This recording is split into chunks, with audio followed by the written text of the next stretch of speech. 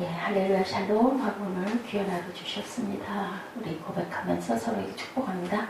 할렐루야 샬롬 샬롬 샬롬 샬롬 샬롬. 하나님 사랑합니다. 여러분 주 안에서 사랑합니다.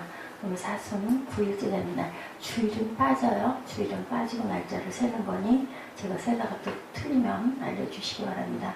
오늘 시편 136편 1절에서 26절. 하나님께 감사하라. 네, 하나님께 영광 돌리는 사람에 대한 것 저희들 나눕니다.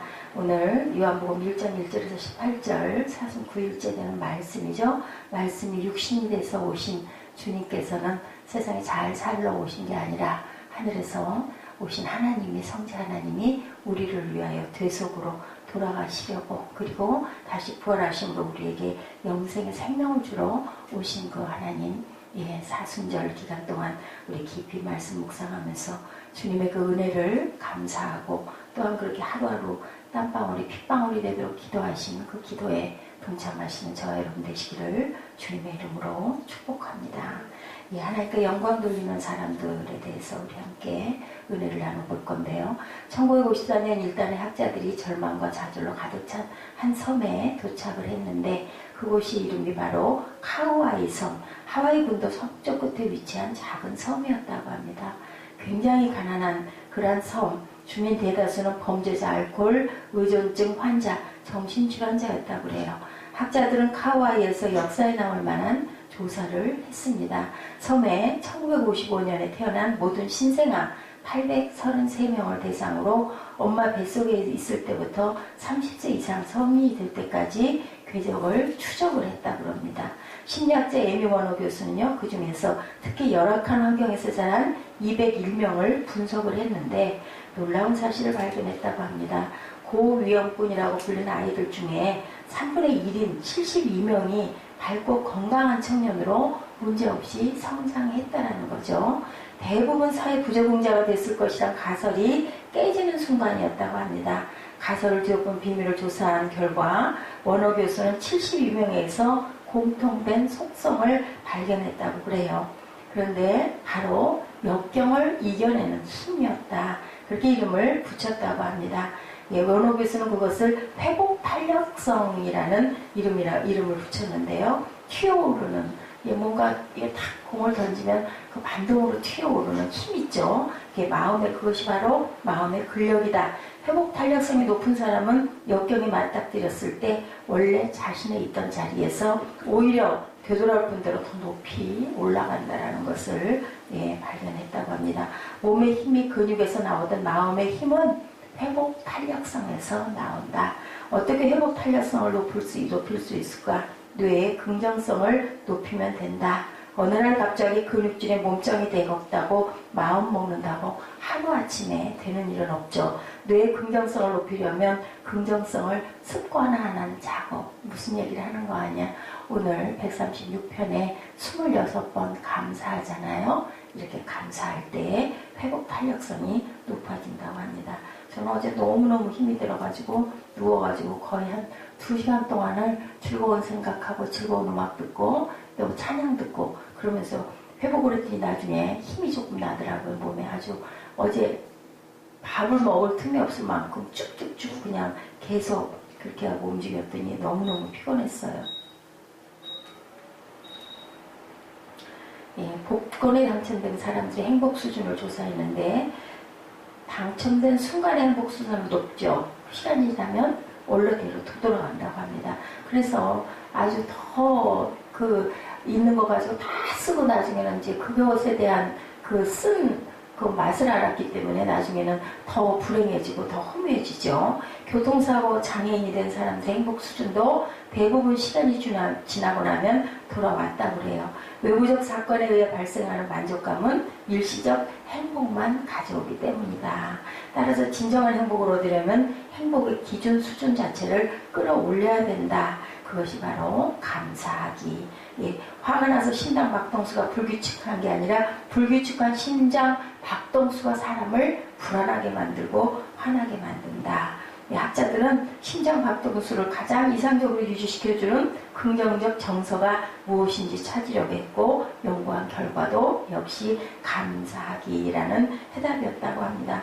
감사의 제목을 적어 하나님께 올려드린 사람들 하나님께서 큰 복을 주신다는 거죠. 예, 하루에 항상 감사하기. 우리 한번 그 제목을 좀 찾아서 쭉 적어보는 것도 좋을 것 같아요. 주님께서 십자가에서 돌아가셔야 하는 구속의 사명을 위해 예루살렘으로 갈 때일 예수님께서 사마리아와 갈릴리 사이의 마을에 들어가는데 예수님을 부르는 무리가 있었죠. 예, 다윗의 자손이시여 우리를 불쌍히 여기소서 하고 10명의 나병 환자들이 막 소리를 고함을 질러요. 예, 그 사람들은요 마음대로 다닐 수가 없어요. 그렇기 때문에 예수님에게 쫓아오고 싶어도 겁이 나니까 소리를 방법이 없잖아요. 들리라고 얼마나 혼신의 힘을 다해서 고래고래 소리를 질렀겠죠. 누가복음 5장 예, 그 12절부터 일어난 그 사건입니다. 예수님께서 2년 전쯤 갈릴리에서 온몸에 나병 걸린 사람을 고쳐주셨기 때문에 그 사람들이 예수님을 막 부르는 거죠. 그 사건을 얘기를 듣고 우리도 한번 나병에서 놓이면 어떠겠는가 하고 예수님도 소리 질렀죠. 뭐라고요? 나를 불쌍히 여기소서. 오랫동안 많이 기도하는 게 중요한 게 아니라 하나님께서 우리를 긍휼히 여겨주시는 게 중요한 거죠. 그러니까 뭐라고? 우리의 온 마음, 몸과 마음을 모든 거를 다 해서 하나님께 이렇게 부르짖어 외치고 기도해야 되는 거죠. 그랬는데 예수님이 뭐라고 그러셨어? 이리 와 내가 고쳐줄게 하고 뭐 안수하고 쓰다듬어 주신 게 아니라 뭐라고 그래요? 제사장한테 가서 너희들 몸을 보여라 라고 얘기를 하셨어요. 예, 그러면 뭘까요? 가는 도중에 너는 나을 거야 인 거예요. 믿음을 가진 자들은 나을 것이다. 제사장에 가는 길에 나병이 깨끗하게 치료될 걸 믿고 가라는 뜻이었어요. 주님은 우리가 간절히 부르짖을 때 우리 요구를 이렇게 들어주신다. 아직 아무 일도 일어나지 않았지만 내 믿음을 보아라. 나를 믿고 순종하라는 뜻이었던 거죠. 처음에 출애굽할 때 홍해를 가르는 걸 봤죠. 그 다음에는 어떻게 해서 요단 너희들이 발을 디더라 라고 말씀을 하셨어요. 예, 그래서 하나님께서는 우리에게 우리가 어린아이들 기를 때 그죠? 예, 손잡고 일어나게 해주고 발대게 해주고 그 다음에는 엉덩이 찌면서 본인이 힘을 내가지고 열심히 걸어야 본인이 걸을 수가 있는 거죠. 근데 맞아요. 이거 이러다 실수하지 하고 무슨 일 하면 꼭 그게 안 되더라고요. 저는 예전에 글 쓸 때 그랬어요. 낙관 힘들게 2시간 이상 그걸 큰 그 전지 사이즈 1배 반 되는 거 그거를 쓰고 나서 맨 끝에 낙관 잘못 찍으면 망하잖아요. 근데요 막 손이 덜덜 떨리는 거예요. 그러니까 그만큼 능력이 없었던 거죠. 첫째로는. 그런데 그걸 잘 쓰는 사람은 어떻겠어요? 와 낙관이다 하고 막 정말 신나게 쓸 건데 그걸 한자 너무너무 조심스럽게 쓰면 꼭 틀리더라고요. 획이 꼭 끝에 가서 뭐 손에 힘이 들어가기 때문에. 그래서 사람은 어떤 마음? 믿는 마음, 확신을 가진 마음이 중요하다. 운전할 때 잘 어디 찾아가는 것도 막 걱정하면서 헤매고 가면 꼭 틀려요. 거꾸로 가요. 근데 자신감 있게 그냥 더 마음 여유롭게 가니 잘 가죠. 어제 이제 미용실 오랜만에 혼자 가면서 가는 길 잘 찾죠. 그런데도 아직도 신호 건너고 하는데 이게 좀 박힌 길도 있고 해가지고 염려하는데 어제는 웬일인지 날씨도 조금 따뜻하고 그냥 뭐 가다가 잘못 가면 돌아가지. 시간도 딴 때 같지 않게 늦게. 그렇게 해서 갔더니 아무 문제 없이 잘 가고 주차도 자리가 없을 수도 있거든요. 주차장이 좁기 때문에. 근데도 그냥 신경 안 썼어요. 뭐 안 되면 뭐 어디 헤매다가 갖다 놓고 또 걸어가든지 뭐. 그랬더니 자리 딱 하나가 예비돼 있더라고요. 중요한 거 우리 마음 자세가 참 중요한 것 같고 항상 감사하는 긍정적인 마음이 굉장히 중요한 것 같습니다. 15, 6절에 한 사람이 자기가 나온 곳을 보고 큰 소리를 하나님께 영광을 돌리며 돌아와 우리 아까 나병 그 얘기예요. 본문에 나오는 예수의 발 아래 엎드려 감사하니 그는 사마리아 사람이다. 네, 어땠어요? 기적은 10명이 일어났는데 9명은 그냥 갔어요. 그냥 제사장에게 보이고 나왔다고 누르랄라 하고 가고 사마리아 사람 하나만 돌아와서 하나님께 감사의 영광을 주님께 돌렸죠. 고쳐달라고 할 때는 큰 소리로 부르짖다가 고침받고 나면 어떻게 해요? 나볼 일이 바쁘니까 그냥 가버리는 거. 그랬을 때 주님께서 염려하셨어요. 걱정하셨어요. 다 어디 갔니? 그렇게 우리는 항상 감사할 줄 알아야 된다. 요즘에 지난 주일날 제가 설교할 때 그 휴대폰에 대한 얘기를 했지만 하나님을 휴대폰만큼도 안 챙긴다라는 얘기가 있어요. 우리가 이 얘기를 남의 얘기가 아니라 우리 얘기를 생각하고 항상 감사할 줄 알아야 된다.